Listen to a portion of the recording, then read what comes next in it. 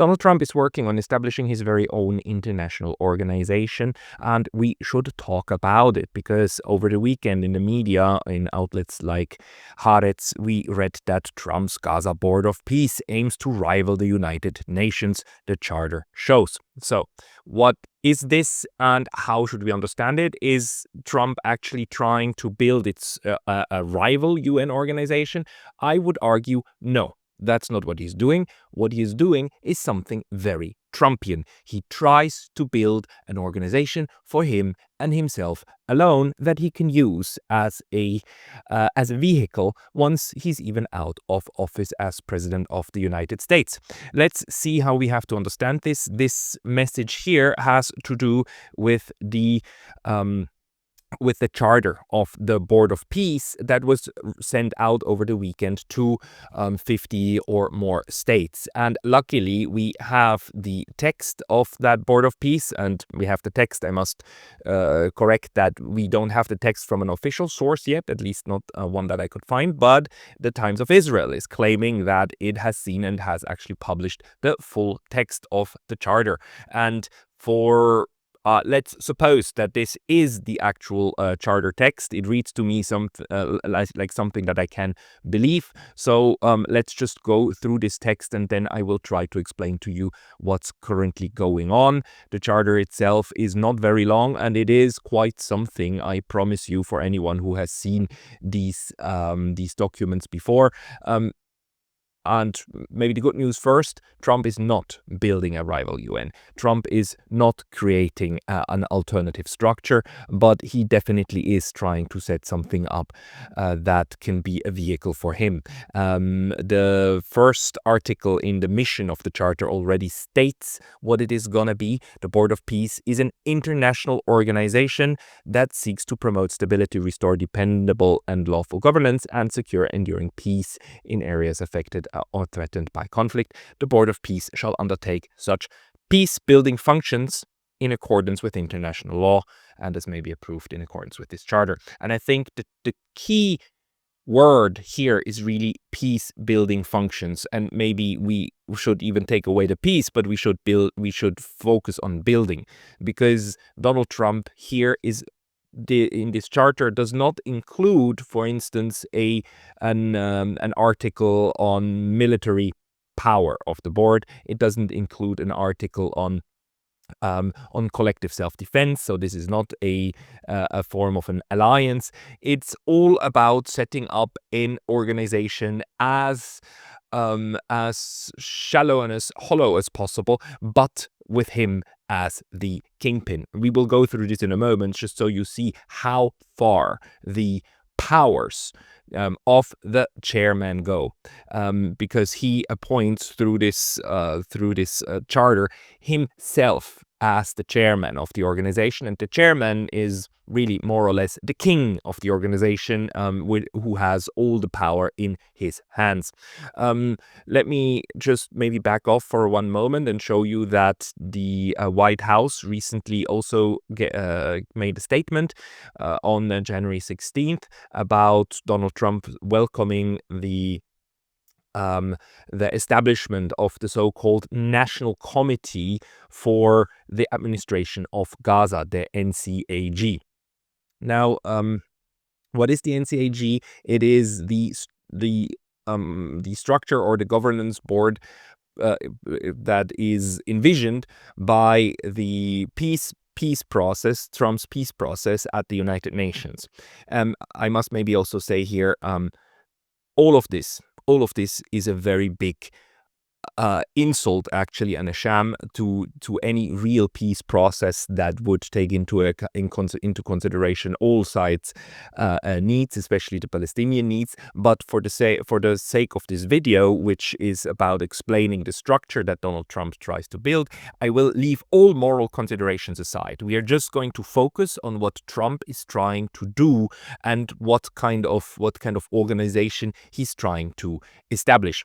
So I just want to explain the different parts to this plan as we are seeing it. And one part is this National Committee for the Administration of Gaza, which is actually made separately out of 10-15 members. Palestinian descent in and outside of Gaza. And I'm sorry, I'm relying here on Wikipedia. The Wikipedia has just been the fastest so far at integrating different data points. So this committee was only formed on the 16th of January. I speak to you today on the 19th, so 3 days ago. And this is the kernel of what is envisioned to be a future administrative body, a technocratic body made of Palestinians in Gaza and of Palestinians to administer Gaza on the Palestinian side. And I must emphasize this is going to be on the Palestinian side, and we have several members of here that will all have some portfolios. Ali Shatta will be the chair, Abdul Karim Ashur, responsible for agriculture. You can see how this board of Palestinians is made in a way to then resemble the kernel of a governance structure for Gaza post Hamas and post slaughter, I suppose, which at the moment is still going on, post genocide. But so this is on the side of the Palestinians, and then what's happening is that Donald Trump, on his side, on his board of peace side, is building an international structure that then will have oversight over this National Committee for Administration of Gaza. So the National Committee is anything but sovereign. It is nothing but the implementation partner on the ground for what the Board of Peace is going to do. Now, the confusing thing is that currently Donald Trump is building several aspects of the Board of Peace, and what he recently sent out, the charter, actually, the charter of the Board of Peace doesn't mention Gaza even once. The charter only talks about the structure of the Board of Peace, which is strange because the Board of Peace is, of course, supposed to be the implementation structure from the side of the international community, justified by a very, in my view, misguided United Nations Security Council resolution. That's this one here, Resolution 2803. This resolution was adopted last year in the 17th of November by the Security Council. In favor of this, of the three big powers was the United States, the UK, and France, and Russia and China abstained from voting on this, which is why it passed. It was a surprise. I thought they would torpedo this, but in the end, Russia and China let it pass. And in the Security Council resolution, what we read, and again, this has been passed, therefore it is now part of it's now a binding resolution of the United Nations.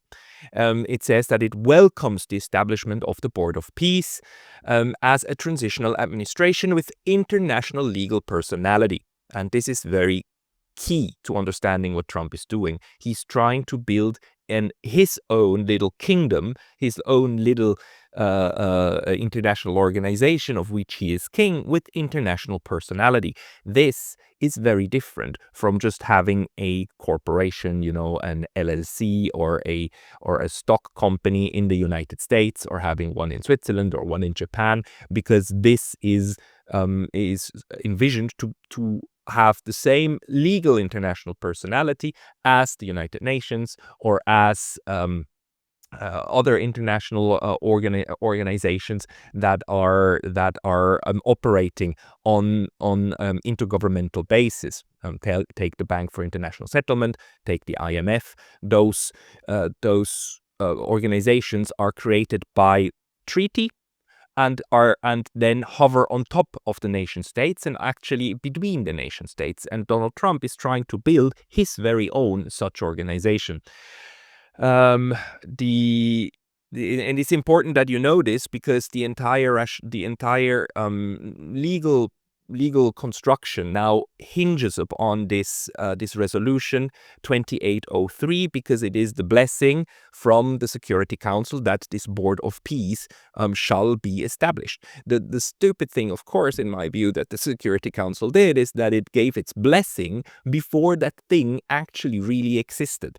To talk about this, I created a little PowerPoint explanation. I hope this makes sense, because it's really it's quite confusing what he's doing at the moment, but it all has a very clear structure. So on the one hand, you have Donald Trump himself, who is appointed as the chairman of that organization, and we will look at that. The charter mentions Donald Trump by name. It's not the president of the United States that's being crowned chairman. It's Donald Trump himself by the charter. And I've never seen a charter of an international organization that works like this, because usually you appoint people who have some function in the state, not individuals. But it just shows how much this is shaped to be a league of Trump, or whatever we want to call it.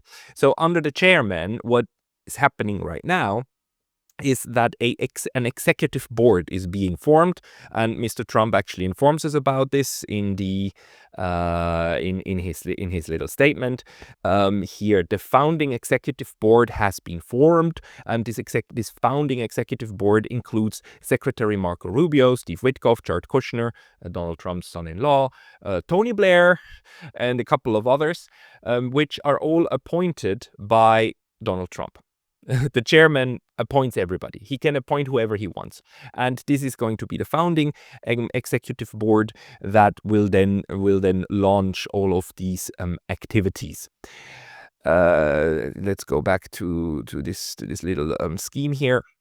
At the same time now, the Board of Peace and Donald Trump is establishing other organs, what we call them in international law, of this organization. One is the Gaza Executive Board, and the other one is the International Stabilization Force. Now, this is where it gets confusing. So the Board of Peace has an executive board and a Gaza Executive Board. Again, this is all inside the White House briefing here, because the White House wants to have somebody to work with the National Committee that was formed, right, on Gaza. But Trump doesn't want it to be the executive board itself. He creates a second board that then deals with Gaza. In support of the Office of the High Representative of the NCAG, a Gaza executive board is being established. The board will help support effective governance and the delivery of best-in-class services that advance peace, stability, and prosperity for the people in Gaza. The appointed members are Steve Witkoff, Jared Kushner, Minister Hakan Fidan, Ali Al-Tawadi. Hakan Fidan, as far as I understand, is the foreign minister of Turkey, and a couple of others, including also Tony Blair. But you see, these people sit now on both boards, right? They are on the executive board and they're on the Gaza board. So Donald Trump actually takes these things apart to kind of already separate the functions here. And lastly, we have an International Stabilization Force. This is, of course, the military arm of this peace plan that is then supposed to make sure that the IDF at some point will withdraw from Gaza, although I think that is highly illusionary. But this International Stabilization Force is being put in place by the power of the Security Council. Actually, the Security Council authorizes the BOP, the Plan of Action, and also authorizes member states to work with the BOP and to create this International Stabilization Force. So the ISF is done and created through the blessing of the Security Council, and it is of course then the implementation is done through the Board of Peace, which is why this is such a big deal, right? The board has the authority then even over this International Stabilization Force, but I must then emphasize that the ISF is not part of how Trump is currently setting up the Board of Peace itself. So the ISF remains separate, and as I see it, what we will have is then basically the ISF and Gaza Executive Board working together to then implement the will of Donald Trump in Gaza. Now, what over the weekend happened is that Trump sent out the Board of Peace charter, and he's now trying to put in between the executive board and the Gaza board another board So there's a lot of boards going on, and that's the Board of Peace and the members of the Board of Peace. Um, it's confusing, but the executive board is going to be like this, the secretariat of the United Nations. It's going to look a bit like the Secretary General and his office in the United Nations, who's running the day-to-day business, whereas the Board of Peace itself, the board, is made of the either presidents or prime ministers of different countries. We'll come to that in a second. But this would be then the political level, the kind of UN General Assembly, if you want, but it will never ever resemble that at all. But if we stay within the parallels, it is established upon the vision of the charter, right? And the charter is what has been sent out. The charter is what we now, for the first time, see here in the through the times of Israel. And the charter really is like the constitution of a country, right? Charter for an international organization is like the constitution of a country. It's the basic law. It's the fundamental rules according to which the organization is established. So, and this charter again doesn't mention Gaza at all. It only mentions the functioning of the organization. And the scary thing is that this organization is already made in a way that Mr. Trump maintains all powers over it. Mr. Trump is responsible for appointing who gets invited to join the board and who doesn't get invited. So it's not the membership of the board is not universal, unless Mr. Trump says, like, I want to invite this state. No invitation will go out, and then these states can decide whether they want to have one representative on the board itself or not. So no coincidence probably that Iran will not sit on this board until and unless there will be a regime change. Just in terms of the structure, let's finish this. The entire international law rationale of why this is legal and why this organization then works and where it gets its authority from is this United Nations Security Council Resolution 2803. That's where the entire legitimacy emanates from. This is one of the cases where Donald Trump actually seems to care about international law and where he seems to try to model his creations according to, structures that are quite defined. And then beneath this, of course, we then in the end have Gaza, which is the entire reason why the UN gave its consent to the Board of Peace. But the above Gaza is this national committee that we just saw. And in the end, right now, it is the Board of Peace, the executive board and the Gaza executive board that are going to deal with the NCAG and the International Stabilization Force that's going to, in the end, be the military force to patrol what is happening directly in Gaza. So that's the structure for now. And what I'm telling you is that what Mr. Trump is working on is already preparing to basically shift it around as follows, to make sure that the whole Gaza issue becomes nothing but one arm, one branch of what is happening, and you have the Gaza Executive Board responsible for Gaza and the International Stabilization Force, and that remains on one side, and then on the other side you're gonna have a lovely little international organization, the Board of Peace, which itself can then deal with anything it wants. And because it has legal personality, and it can do so without being bound by concrete laws of one or the other nation.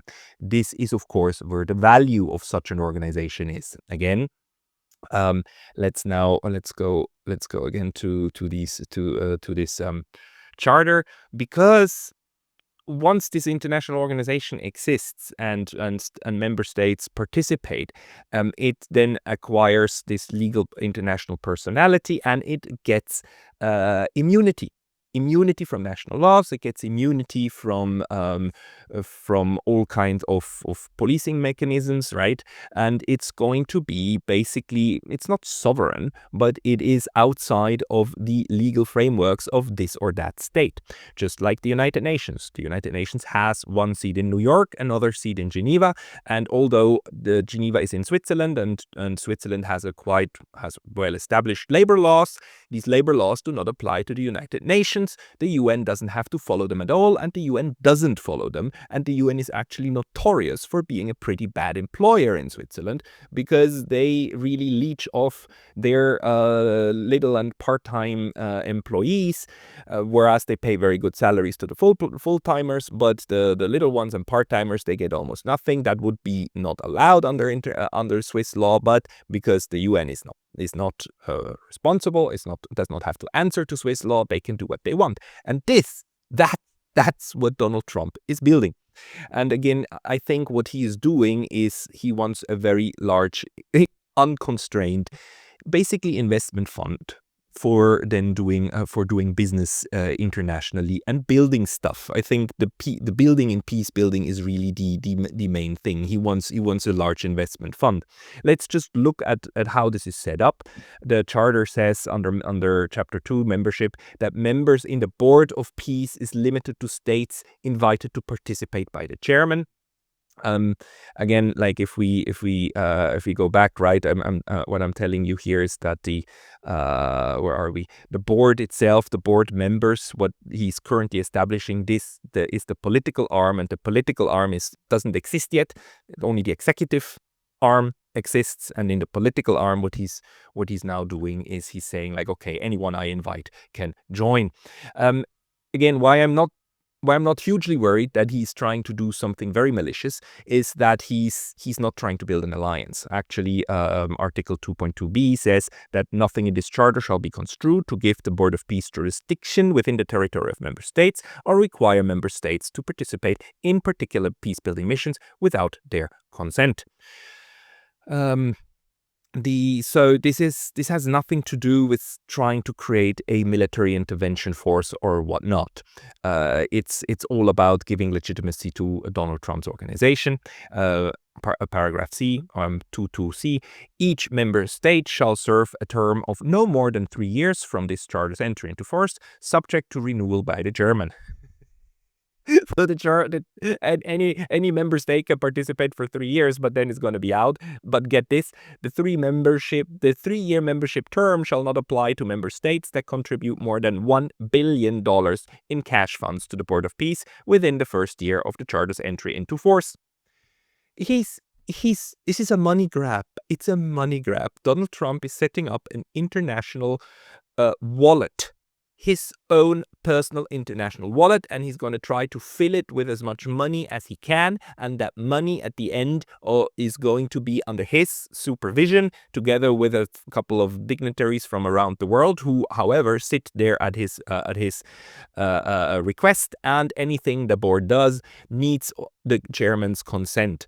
So it's a large international kind of money grab scheme that will then continue living even beyond the end of his term in 2028, I believe, right? That's when he will have to leave office as the president of the United States. So he's already preparing his next steps. Well, I mean, it's a business move that a businessman like obviously is working on. So here we go. Under the governance of the board, it again shows how far-reaching the powers of the chairman are. The Board of Peace consists of its member states, and the agenda of the meetings shall be set by the executive board, subject to notice and comment by member states and approval of the chairman. Without approval of the chairman, no agenda will ever be set for the meetings. Each member state shall have one vote on the board. Decisions shall be made by a majority of member states, present and voting, subject to the approval of the chairman. So the chairman always has a veto in this structure, meaning that first, nothing can actually be discussed without the chairman saying okay to it, and secondly, nothing can be passed without the chairman agreeing to it. I mean, this is really, the Trump Inc. International, right? At this point, and here the chairman. I just must emphasize again: the charter says the chairman is Donald J. Trump. He shall serve as the inaugural chairman on the Board of Peace and shall separately serve as inaugural representative of the United States of America. The chairman shall have exclusive authority to create, modify, or dissolve subsidiary entities as necessary or appropriate to fulfill the board's peace mission. So Trump will set up the entire structure the way that he wants, like this Gaza board. Why can he just make that up? Because he can. Because he just wrote the charter that said that he can. Anything up to his free will, right? This is, of course, a little bit precarious because Mr. Trump is already 79, turning 80 this year. So there is a replacement provision saying that the chairman shall at all times designate a successor for the role of chairman. Replacement of the chairman may occur only following voluntary resignation or as a result of incapacity as determined by a unanimous vote of the executive board. So even if Donald Trump dies, because even if he dies before resigning, the board will then have to have a unanimous decision. And if there's no unanimous decision, there will not be a replacement. So Mr. Trump may very well sure that he will be in charge as long as he wants, and he will give over the reins of this structure to whoever he wants, and only once he wants to do this, right? So there's nothing that prevents the organization then going into the hands, like say, of his son-in-law Jared Kushner or one of his other offspring. This could be then basically a hereditary international organization if they choose to make it such. It's because it's basically in the hands of the chairman, right? Can go to anyone, successors at any time to be determined by Mr. Trump. And, it is also, it's very anachronistic. I mean, we don't do this anymore in international or treaties usually, that we designate somebody a chairman, either it's a chairperson or just chair in order to keep it gender neutral. But this is so clearly tailored to be Mr. Trump's organization that somewhere in the text, there's even the word he used in order to refer to the chairman. So there's no thinking at all that this could ever be a female.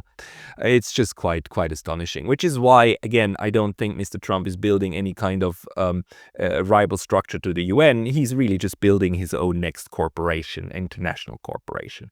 The executive board shall be selected, of course, by the chairman. The chairman appoints everybody, like Jared Kushner and so on. Everything done by the chairman.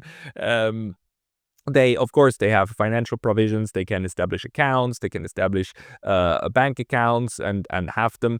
The legal status, the Board of Peace and its subsidiary entities possess international legal personality. Again, that's what I told you before. They're gonna be they're not answerable to the laws of the United States. Actually, at some point they will have to negotiate a host country agreement where the United States, as the US, will sign that the Board of Peace will reside, let's say in New York, just like the UN resides in New York, but that the US police and military cannot go into the premises of this organization. It's going to be very much like the IMF. It's going to be very much like the International Bank for Settlement, but with let's probably a building an investment focus, but again, not under the laws of any country. The Board of Peace shall ensure the provision of such privileges and immunities. Donald Trump, as chair, will have diplomatic immunity forever. And the chair of this board will have diplomatic immunity forever. You won't be able to prosecute them because they're gonna be the sitting chairs of this international organization, right? And the U.S., Donald Trump, I'm pretty sure, will make sure that he, as the president of the United States, will sign a agreement with the board that's what it is, and he will have it ratified in the U.S. Senate, and thereby, I mean, he's just a very this is a very clever plan to then have your own little investment vehicle, international one, through which you can do whatever you want. I just want to point out there's an article on dispute resolution, which is not a dispute resolution at all, because usually that should contain like how to deal with disputes and who the higher authority is, that, arbitration court or a national court, the International Court of Justice, for instance.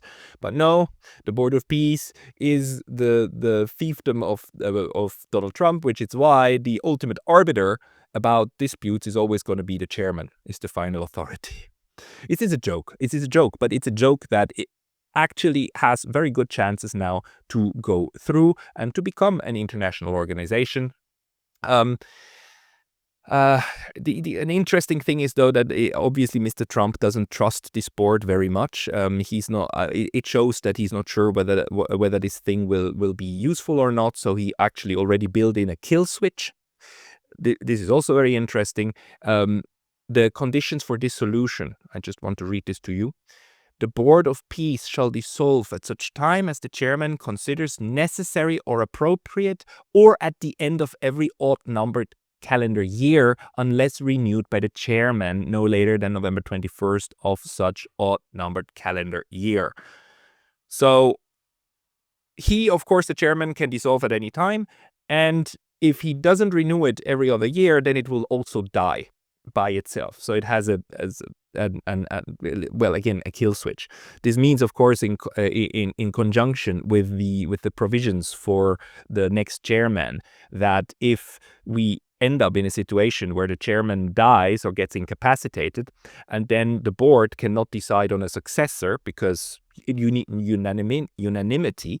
So all of the board members need to say yes to a successor. But if they cannot decide on one, and another odd year comes about, then the whole organization will die. So there's a situation thinkable in which, because you're not able to take a decision, the organization itself will die. And I don't know of a single international organization that has a kill switch like this. It's quite extraordinary. I guess the reason why they talk about every odd year is because actually in the resolution, United Nations, the Security Council Resolution 2803 actually has a provision that says that this resolution is valid for until the end of 2027.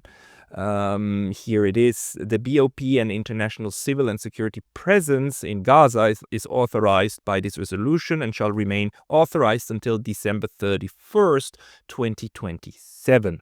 So the resolution actually needs to be reaffirmed to maintain its validity. And it seems that Trump is kind of modeling the Board of Peace after this 2027 resolution, like expiry date. Plus, again, I think he doesn't trust this creation very much yet, so he wants it to be dissolvable in case something goes wrong. But as we can see, right, this organization is already built in a way that it's just like, Trump's little fiefdom. And so this is my interpretation of what is going on. And I suppose that he will use this, if it comes to fly, as a way then to first get in billions of dollars of donor money that he can then use at his own discretion, and have something to do even after stepping down as president of the United States, and also being shielded legally against all and any claims.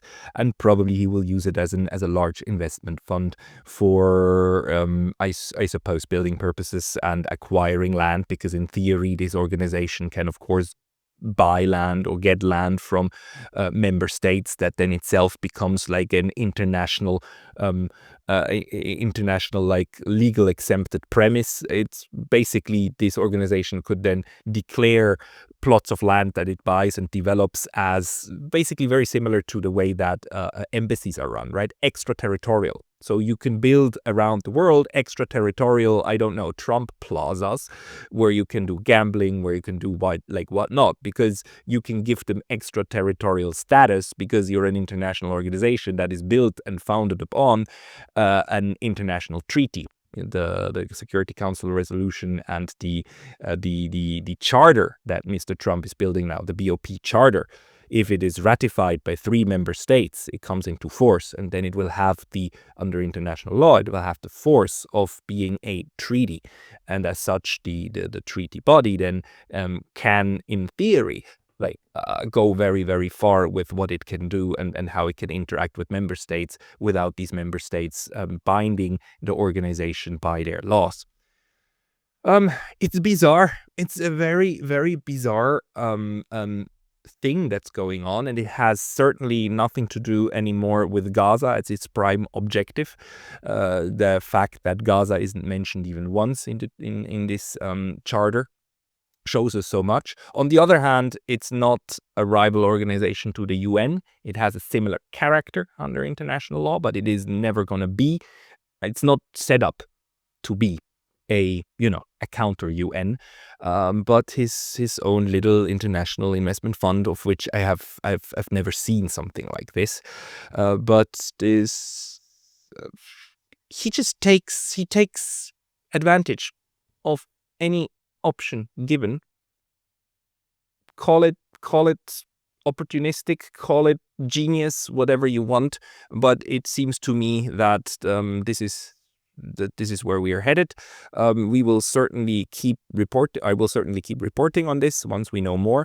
Again, at the moment, we're at the stage where the Board of Peace itself has to be established, and the treaty, the charter needs to be ratified or needs to be accepted and then ratified by 3 states in order to come into formal legal existence and have force under international law. We're not there yet.